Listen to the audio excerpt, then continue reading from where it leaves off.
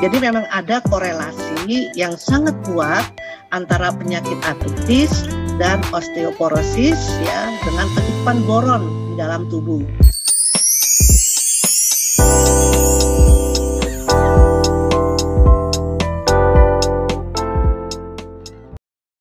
Salam damai, bahagia, dan sejahtera selalu.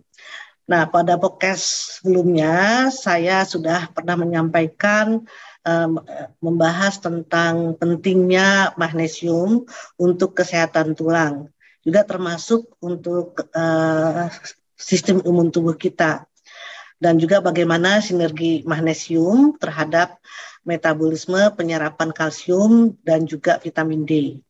Ternyata ada faktor lain yang dapat mengaruhi sinergi ini, terutama dalam menjaga kesehatan tulang supaya tulang kita tetap sehat ya, yaitu bagaimana kita bisa memenuhi kecukupan mineral boron.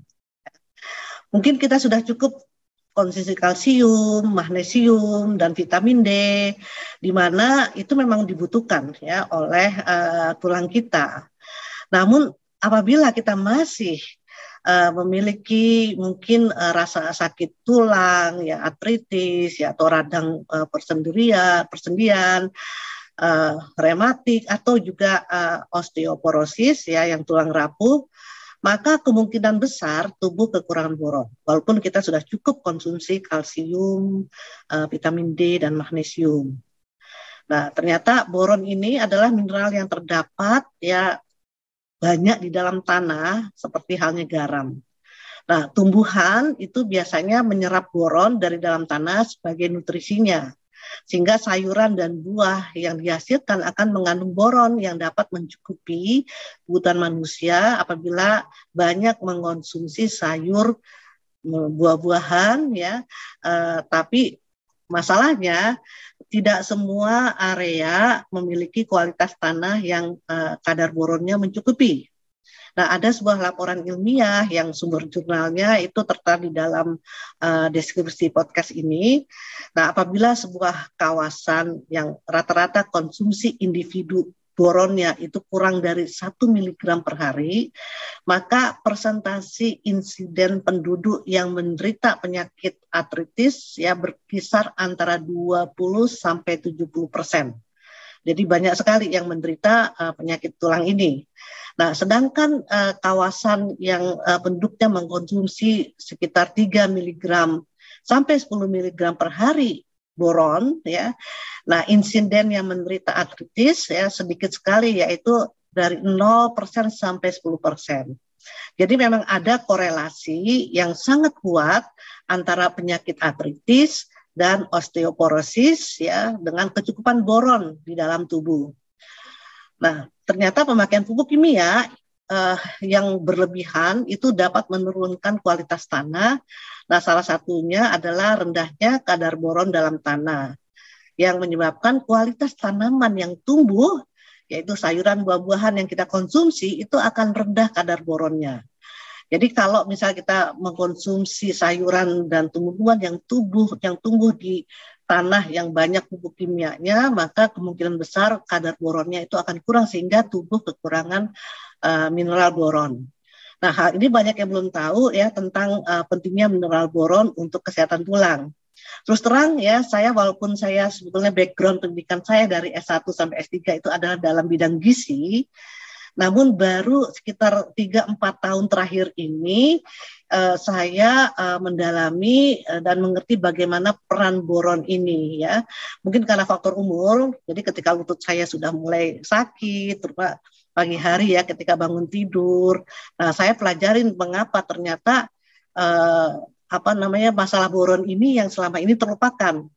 Nah, sekarang saya mulai mengkonsumsi suplemen ya boron 3 mg per hari, dan ternyata ini sangat membantu walaupun belum semuanya hilang, paling enggak 80-90% sakit lutut saya itu hilang ya. Dan ini sangat membantu sekali. Nah, banyak sebetulnya hasil penelitian ilmiah yang juga membutuhkan hal ini ya. Oleh karena itu, apabila Anda tidak yakin apakah konsumsi dari sayuran dan buah-buahan telah mencukupi kebutuhan boronnya, atau Anda mulai mengalami penyakit persendian dan tulang, walaupun sudah banyak minum susu, ya juga sudah cukup yang magnesium dan vitamin D. Nah, tapi masih merasa sakit, cobalah ya dengan konsumsi suplemen boron. Nah, sekarang sudah banyak tersedia secara online. Mungkin kalau di apotik itu belum tersedia di Indonesia, karena di negeri kita ini boron ini dianggap bahan kimia yang berbahaya, yang sering kita dengar boraks, ya. Jadi itu bahkan dilarang, ya. Tapi sebetulnya boron ini memang bisa menjadi toksik ya kalau konsumsi berlebihan. Nah, kapsul suplemen yang tersedia di pasaran ya coba kita online ya, biasanya itu 3 mg. Sedangkan rekomendasi yang dari WebMD yang saya pelajari adalah asalkan konsumsi tidak melebihi 20 mg per hari, itu masih dalam batas aman. Saya saja konsumsi suplemen 3 mg sudah sangat terbantu ya. Kalau memang boron ini berbahaya, tapi mengapa ya FDA di Amerika itu membolehkan, bahkan sudah ratusan merek yang menjual boron secara bebas di apotik-apotik di luar negeri. Nah, kalau di Indonesia belum ada di apotik, tapi bisa dibeli secara online. Dan itu aman ya, 3 mg per hari. Nah, ada lagi banyak sebetulnya manfaat boron bagi kesehatan tubuh yang akan saya bahas di podcast-podcast berikutnya. Sebarkan pengetahuan berharga ini kepada keluarga, sahabat, dan teman-teman Anda. Jangan lupa subscribe untuk mendapatkan informasi dan tips-tips menarik selanjutnya. Saya Ratna Megawangi mengajak Anda untuk mandiri dalam menjaga kesehatan holistik Anda dan keluarga tercinta. Salam.